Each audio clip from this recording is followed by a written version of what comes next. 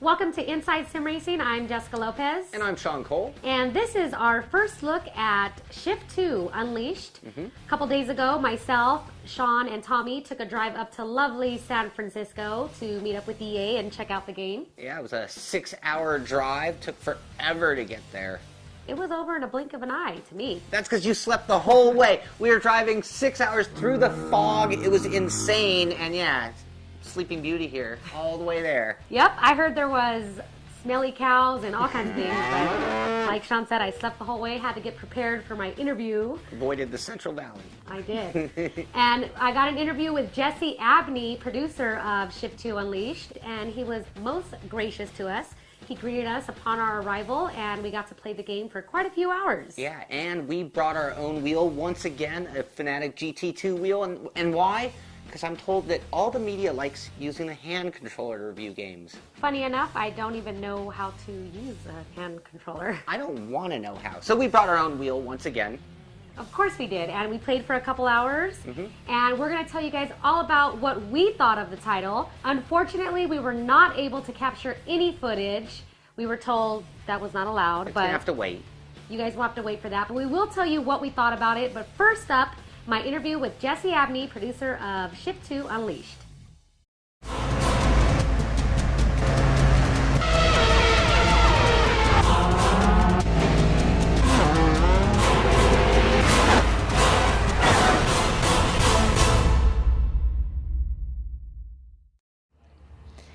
Welcome to Inside Sim Racing. I'm Jessica Lopez, and I have Jesse Abney with me here, the producer of Shift 2 Unleashed, upcoming title for the PC, Xbox 360, and PlayStation 3. Thank you for joining us. Hello, nice to be here. Okay, so I'm going to start off with talking about the title, The Physics. This title is been said to be the first simulation or more sim-like title from the Need for Speed franchise. Can you tell us a little bit about that? Sure. Well, Shift 2 is a follow-up to Shift 1, obviously, and that was our first legitimate foray into authentic racing. And it's really a distinction we have for the Need for Speed franchises, which is really Shift being, track-based, more based in automotive culture and motorsport. And Shift 2 follows onto that in a full progressive way with an all-new elite handling mode, full damage model, over 7 different motorsport disciplines expressed in our career, over 120 cars, which are really specific to each of those motorsport disciplines, and very specific to those types of car culture that exist within each of those motorsports. So for drift and time attack and retro, as well as muscle car, drag, and standing mile type events, you have very specific platforms which have become classic, iconic cars, production vehicles that now you can also fully works modify through a brand new customization and tuning engine in Shift 2. So what are the major differences in the car handling specifically over Shift 1 and Shift 2? Well, it's a lot of refinements, really. A physics engine is something you could consider never complete. It's something that you continue to build on. It's something that you refine. It's something you progress, certainly. You build it as a core building block. You continue to improve the experience and certainly improve the ability for the player to fine-tune the physics model to their preference, because it is a very subjective thing to build a physics model. It's one person or a group of people's consensus about how a car feels on a track. Now, EA worked together with Slightly Mad Studios on this game, and you guys are using their engine, I assume. Is it the Mad engine? Well, I'm sure it has a couple of names as each iteration. They always have code names. But yeah, Slightly Mad Studios is the developer, AAA external developer with a distributed development model around the world. And that engine has been retooled, really refined again in a lot of ways, from the rendering to the lighting. We're introducing night racing this time with a new dynamic lighting system, which really plays up the effect of shadows and the headlights and all the elements that occur in a night racing game when the sun goes down. It really changes the playing field. It changes the way the AI acts. It changes the way race car drivers act. And I mean, all these things are really the cue points that we're taking from real world events, real world race drivers that we work with on Team Need for Speed, and bringing their experience into the experience that we're crafting in Shift 2. So full damage model now has a full play up in the way that the cars are being dismantled based on impact, the particle system, the track degradation as these events progress. The track is becoming littered with pieces of the particle system, pieces of the vehicles based on incidences within the grid are being retained on the track. Places where, Armco and tire barriers have become dismantled or dislodged from the side are becoming spread across the track. So cars that crash fully out of the race based on full damage model will be retained off the track, and all of those visual flourishes that are really part of the authentic race day experience are aspects that we're really refining to create that overall experience in Shift 2. Yeah, I was playing a little bit earlier, and I noticed that the sun was glaring in my eyes, and I thought that was very realistic. When will you be able to do night racing? Does that vary on the track when it's day or night, or can you choose the weather and the time of day? Yeah, certainly through every element of gameplay, whether it's through the career, you'll be being introduced to night race events. Throughout the endurance, you'll be racing in day and at night. Through quick race, you can choose time of day. Through the multiplayer lobbying, you can create a night or day race. There's elements of time of day that we've selected. Also elements of the atmosphere, the weather kind of atmosphere that kind of comes in on race days. If you ever race in England, there's a lot of dark, cloudy skies, a lot of dramatic play up in the atmosphere that sets in at that, for those events. So we're really playing up a lot of the way that lighting plays off, creates different moods in the race day and creates different levels of tension, really, to play up the action within the grid. Okay, let's talk a little bit about the cars. Can you tell me how many cars we could expect in this title and whether we can fine-tune the cars or personalize them? Yeah, over 120 cars in Shift that we're talking about today, and always surprises waiting in the wings. But the cars are very specific, again, to the career branches. There's a number of different types of cars, from classics to retros, models that have become cult classics within each of their automotive cultures. And these cult classics are things like the first BMW M3, the first M1, the first Aston Martin, as an example, are very much classic models, and their respective car cultures become very popular.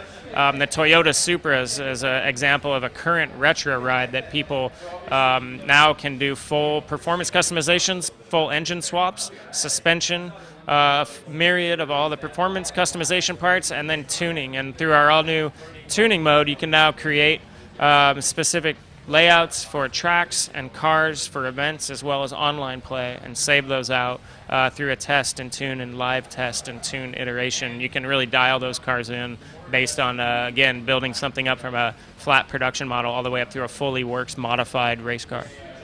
Okay, and with the PC, will this title have triple screen support, such as Eyefinity? Yeah, well, this is something we support in Shift 1. Quite a few additional features that are available on PC that we've supported in Shift 1. SMS has done a great job about integrating Eyefinity triple screen support, which is really just ultra-wide resolution render targets. So when we detect them, we support them. D-Box motion simulation is another easy one. For Shift 1, we supported 3D, and I know that now with the PlayStation 3 and the Xbox 360 supporting aspects of that, we'll have to see what happens there. Okay, so you talked about controls. Can you tell us what kind of adjustability we'll have? Well, Shift 2 is now supporting a myriad of further control options in the industry, both on Xbox, PS3, as well as PC. So lots more gamepads, lots more steering wheel types, and certainly through each of those, we're allowing the player even more finite adjustments. So complete button mapping across all of them. Even an Xbox 360 controller, you can remap all your buttons. And then we're exposing all of the finite adjustments within each of those devices. So anything they're reporting back to us, Shift 2 is now exposing in the UI screen for adjusting steering sensitivity, speed steering sensitivity, dead zone, your dead zones for gas and brake based on either the trigger pulls or based on your pedals, and a number of the other items that these things basically allow us to report back to the user to allow them to further create the kind of the gameplay experience that they want to race with. Tell us a little bit about Autolog. Will that be available in this title? Absolutely. Autolog is now Need for Speed DNA. So it's will exist across all the Need for Speed titles, but exactly what set of features it's going to have included is always going to be dependent on the design. Hot Pursuit was an arcade racing game, had a very simplistic approach to the information that Autolog presented the user. However, Shift 2 Unleashed is a track-based, highly competitive, even online racing game, and the amount of data acquisition that we're actually able to perform with a game like Shift 2 and then report back to the user is a whole slew of information more than a Hot Pursuit example. And in such, you'll be able to do a lot more in-depth profile comparison. The rewards and the unlock mechanisms that drive the career in Shift 2 are obviously going to be reported for comparison through Autolog. Matchmaking is certainly able to be handled at a lot more minute level, as well as just general recommends and the recommendation engine that's running, telling you what everybody in your social network is doing, as well as what everybody in the world leaderboards, as well as the regional leaderboards, are all being surfaced just to further incentivize or incite the sense of competition that occurs on the track. Okay, and what about AI based? Is it more focused on AI or player versus player? Well, again, the single-player career race is really a competition in the grid with AI, and the AI is another area of progression where we're still leading into adaptive AI, and AI that really evolves in an organic nature. Something that we were building in Shift and continuing to refine for Shift 2 is the idea that the AI is more adaptive and not necessarily rubber-banded. So that as you're competing in the grid, it's assessing over a number of events how challenging it is. If you're never placing in the podium, it's ratcheting itself back over a series of events to keep it competitive. If you're always placing first, it's ratcheting its difficulty up within a threshold to make it more challenging on you. And likewise, there's a number of scenarios that are running through the grid with AI where they're evolving personalities in organic nature. So if you're staying off them and driving conservatively, they should very well be doing the same with you. However, there are blocking maneuvers, there are AI maneuvers where they're missing their break points, they're blowing off the track, they're creating incidences on the track. With the full damage model now, this is creating a lot of, cars that are barrel rolling, tires that are bouncing across the grid, and a number of other elements of action, which are really playing up that element of authentic racing that we love to see. And really through all that, the AI is never scripted, never the same thing twice, but always very interesting even to sit back and observe as a player, figure out when your best chance to compete against them is, and look to beat them really to a lot of break points and a lot of best lines, and really get to first. Okay. Well, you mentioned authentic racing. Will there be such things as pit stops and flags in this title? Not in this particular title, though. I mean, Shift 2 is our foray into authentic racing. It's only the second edition of a Need for Speed authentic racing game, and we'll continue to iterate. We'll continue to build upon the tenets of what make a sim racer, and we'll continue to explore options which still uphold kind of the fun, exciting element of gameplay, but really look to satisfy our own interest in building out more authentic racing games as the years progress. Now, you've worked on a lot of racing titles, or quite a few racing titles in the past. What can you say is your most proud title that you worked on? Well, it's, the Shift franchise continues to innovate visually, and to me it's the treatment that SMS has brought to Need for Speed with the camera systems. Last year was the cockpit cam. I've been an ardent chase cam player for years. I love the car models. But as soon as they showed me a view from inside the cockpit without action, I was sold. I never race chase cam anymore unless I'm looking at the car model, and this year they've taken one step further into that immersion with the helmet cam, and now the helmet cam is a gameplay assisted device. It's actually looking into the corner, it's helping you perform in that view, and it really is that innovation in the visual space which captivates me the most. So it's my favorite Need for Speed is the current Need for Speed, and I love working on Shift 2 because of that visual innovation and that innovation in that authentic racing that we've talked so much about, and it really is just in the overall excitement that kind of design brings to racing. That I love the most. I mean, I could go all the way back to the 3DO version of Need for Speed when I started at EA working on that one, which was the most exciting game of the day 15 or 16 years ago. So that's an element of I'm always really captivated by what we're doing on the technology front to innovate, to really present that type of gameplay. And so from 95, my favorite Need for Speed game on 3DO, to Shift 2 Unleashed, my favorite Need for Speed game today on many platforms, is pretty much the way I run. Okay, well, before we close things out, I'd like to ask you, with such titles, more sim-like titles being released on the consoles, such as F1 by Codemasters and Gran Turismo 5 by Sony, how do you think that the Shift title compares to these?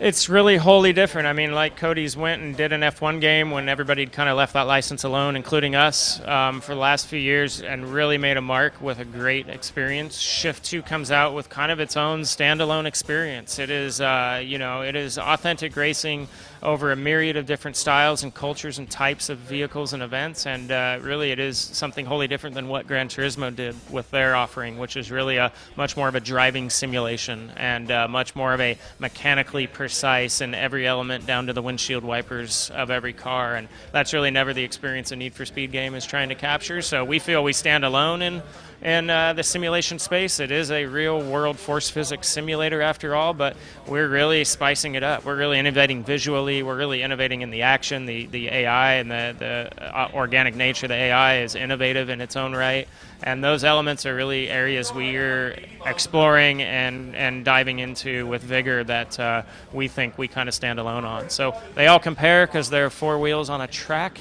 but we think visually and really just excitement-wise, there's nothing quite like what SMS is bringing to market with Shift 2. Okay, well, the Shift 2 Unleashed title is due out March 29th. On behalf of Inside Sim Racing, I'd like to thank you for inviting us here to check out the title, and we certainly look forward to it. Looks like a lot of fun. We've had a lot of fun playing so far what we've seen of it, and thank you, Jesse, for having us out here. Thank you, guys. Hope you all really enjoy it.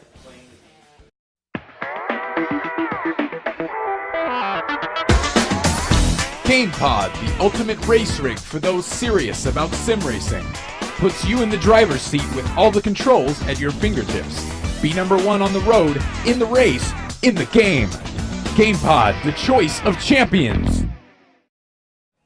Hope you guys enjoyed that interview. I'd like to thank Jesse and also Dana over at EA for having us out there and letting us take a look at the title. And letting us bring our wheel. I know that kind of frightens everybody when we come in. Some of these are not even ready for a wheel, but they let us try it out and it worked out. And they gave us all the time we needed. Also like to thank everyone over at our website and our forums and our Facebook page and Twitter for participating and giving us some questions to ask the guys over at EA. And the forum is where you're going to find a whole bunch of discussion on Shift 2 as it comes online and more people get involved with it. And speaking of our forum and our website, everyone get out there and register at our website.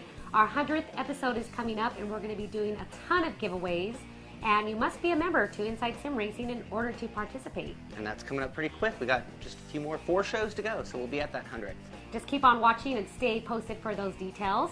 And our final thoughts on Shift 2 Unleashed, I'd like to know what you thought of it, Sean. Okay, well, first of all, the physics are, like I said, a little bit towards that sim direction. You're going to get some things like the balance of the car feels like you'd expect it to. A little too much brake, you're going to get some locking up of the wheels, making it harder to turn. Throttle and steering the car by the pedal could definitely be done. So all that felt very much in the right direction. Now on the force feedback, I'm going to admit it, they weren't ready for the wheel. So we actually had some good effects. You could feel that it was working, but we seemed to have the reverse effects. And it took a long time, so a lot of the time we spent was actually searching for the right settings for the wheel, right, because they actually put a lot of real settings in the game. So you could change the sensitivity, you could change the linearity. So, I mean, there are things about it that, again, are going to be really good for people using wheels and wanting to treat it like a sim. With me playing, I noticed that I felt that the force feedback was a little too strong. I don't know if it's because I'm kind of amateur status, but I just felt that it was a little too strong, or that it gave me a sense that I wasn't expecting, like before the crash. Right. So I don't know if, like you said, they weren't ready for us to bring the wheel in, and this is just the beginning phase of the game, so it's not its final product yet. So we're not really basing our whole answers and thoughts on everything entirely right now. Right. But I guess that's what I thought. Well, I'm actually glad you said that, because maybe the one thing people can take away from this, regardless of the sim, what you are feeling is reverse steering. And when it feels like the wheel just goes away from you, and that's super strong, pulling the wheel out of your hands, that's reversed force feedback, regardless of what sim you're at. So, kind of helpful for anything. And keep in mind, guys, this is just our first look at the title. It's not a preview, and it's not a review, so don't hold us to anything we're saying. They weren't completely ready for everything that we walked in the door with our wheel and everything. That's right, and that's why we couldn't show you footage either, because this is still a little bit early. I mean, it's coming out soon, but they weren't ready for it to be seen just yet. but we will have that coming up soon. Yep, and as a matter of fact, Dana from EA mentioned to us that we will be receiving a copy of the title before it's released, and Right. we'll be able to look at it at the end of March, also before it's released. So we're going to hold him to that. And they have something going on in LA right before release as well, so we'll be there Yep, for that as and well. we'll give you a preview of the title at that point, and then we'll review it later on after we have some time to play with it. So That's the way we do it. that's right. So make sure you stay posted to InsideSimRacing.tv. We'll be reviewing this game in the future after it's released, and we'll preview it first. And this is our first look. Hope you guys have enjoyed it. Checkered Flag is out, and so are we.